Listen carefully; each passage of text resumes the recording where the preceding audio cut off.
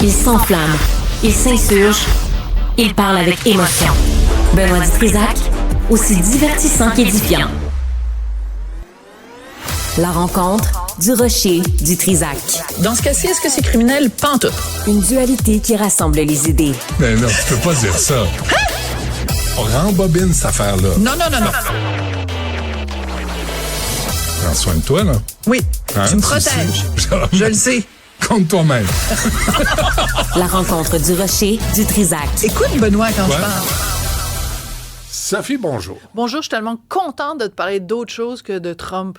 Ah, ben j'allais dire, tu vois, l'arrivée de Donald Trump est l'exemple parfait des bons gars qui prennent le pouvoir, Ah, des des bons bonnes gars. personnes avec des bonnes intentions. Alors, c'est drôle parce que, ici même, avec toi, à plusieurs reprises, j'ai parlé du fait que j'étais tannée qu'on consacre des documentaires au mal alpha, puis que tu sais, que ça sollicite beaucoup de l'attention de tout le monde, puis que moi, j'aimerais ça faire un documentaire sur des vrais gars, des gars ordinaires. Et j'avais même utilisé l'expression détresse. J'avais dit, parler de la détresse des hommes. Ben, il y a quelqu'un d'autre qui l'a fait. Donc, il travaillait là-dessus depuis longtemps. C'est Jean-Nicolas Véraud, le comédien qu'on connaît bien, comédien animateur, qui fait un documentaire justement sur la détresse des hommes qui va être diffusé bientôt à Crève et à Nouveau, en fait, le 22 janvier. Mais ce qui est intéressant, c'est qu'il était reçu, lui et le comédien Hugo Giroux, ils étaient reçus hier à Tout le monde en parle et honnêtement, ça a été 15 minutes de télé, ben c'est très écouté, tout le monde en parle, où t'avais des gars, puis t'avais le ministre Dominique Leblanc qui était là, t'avais Ricardo Larrivé qui était là, Guy Lepage, évidemment, MC Gilles. Tout ce monde-là, moi, je capotais des gars qui parlaient de la difficulté des gars à parler, de la difficulté des gars à exprimer leurs émotions. Moi, j'ai appris, je ne savais pas que Jean-Nicolas Véraud, il y a quelques années, puis c'est ça qui lui a donné envie de faire le documentaire, il était tellement mal dans sa peau, il était tellement pas bien, il a passé 3 jours dans le fond de son lit, en position fétale, puis à un moment donné, il était tellement pas bien, il est allé à l'hôpital, puis c'est là que les gens lui ont dit, ben c'est peut-être pas physique ton mal, il y a peut-être autre chose, va donc consulter. Et on a appris aussi, moi je ne savais pas, parce que je lis pas beaucoup les sites à potins, le comédien Hugo Giroux, au cours des dernières années, ses 2 frères, son frère le plus jeune, son frère le plus vieux, les 2 se sont suicidés. Alors donc, c'était émouvant comme tu peux pas savoir, Benoît. On va juste en écouter un petit extrait, si tu veux bien. Jean-Nicolas Véraud, hier, a dit quelque chose de très important. Il y a beaucoup de messages de faiblesse qui est véhiculé par rapport à ça, alors que ça devrait être le contraire. On devrait toujours associer ça à du courage.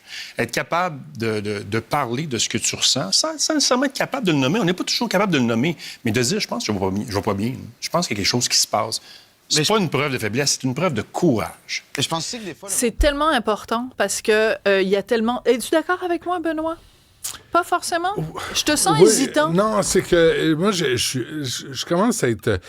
C'est parce que oui, il faut le dire, oui, il faut parler, oui, il faut s'exprimer, mais il faut pas s'épancher tout le monde, tout le temps. Il faut pas se voir toujours en victime. Bah, trouves-tu que les gars s'épanchent? Faut voir, je ne sais pas, c'est pour ça que je réagissais pas. Ouais. Tu sais, ça prend un peu de résilience. On a eu des générations qui parlaient pas, puis que ça les a détruits.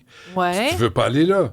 Mais tu veux pas non plus une génération qui est toujours en train de se plaindre puis de pleurnicher. Ouais, mais moi, c'est pas comme de ça. l'équilibre OK, qu'il faut trouver. Je comprends où tu veux aller avec ça. Et en effet, il y aurait tendance, peut-être, chez certaines personnes à se définir comme victime ou se victimiser ou jouer la victimite puis tout ça.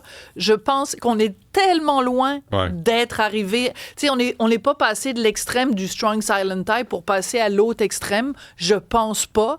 Je pense qu'il y a encore tellement de gars qui souffrent. Tu sais, les taux de suicide, ils l'ont répété le chiffre hier, 75% des gens qui se suicident au Canada sont des hommes. Il y a vraiment une disproportion. Donc, quand on parle de la masculinité toxique, je veux bien, mais arrêtez de leur taper sa tête, les gars, puis de leur dire qu'à chaque fois, que, tu sais, quand chaque homme sommeille un violeur potentiel, puis que, tu sais, si tu passes ton temps... Préfère être avec un ours qu'avec un homme. Préfère être avec un ours qu'être avec un homme. C'est possible qu'à un moment donné aussi, on ait besoin de valoriser la masculinité, qu'on ait besoin de valoriser les hommes, valoriser leur rôle, valoriser aussi leur faiblesse, leur vulnérabilité, qu'elle soit correcte. Parce qu'à un moment donné, les gars vont se dire, ça vaut quoi d'essayer d'être un bon gars? Pas parfait. Voilà. Mais d'être un bon gars décent, un homme décent, quand d'emblée, si je suis vu comme un violeur ou un assassin. C'est comme si, de toute façon, peu importe ce que tu fais, on prend déjà pour acquis que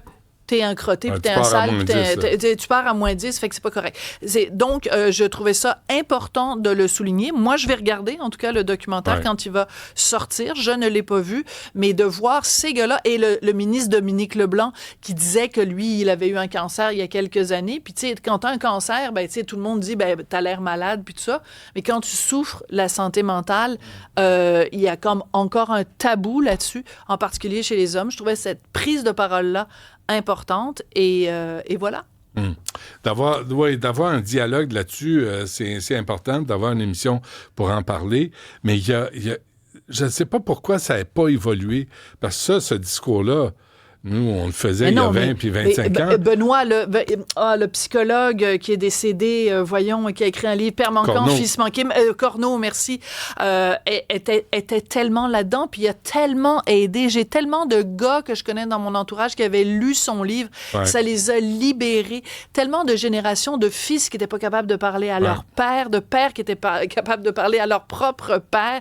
C'est ce silence-là qu'il faut briser. Puis c'est surprenant de voir que même la jeune génération est encore pognée dans cette espèce de schéma-là. C'est très triste.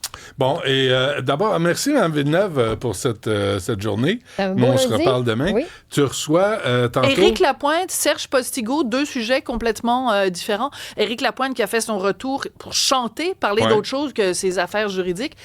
Chanter hier à Starac, c'était tellement beau du Richard Desjardins. Et Serge Postigo qui met en scène la sermentation de Donald Trump présentement. Non, c'est pas vrai. Absolument. Merci, Sophie.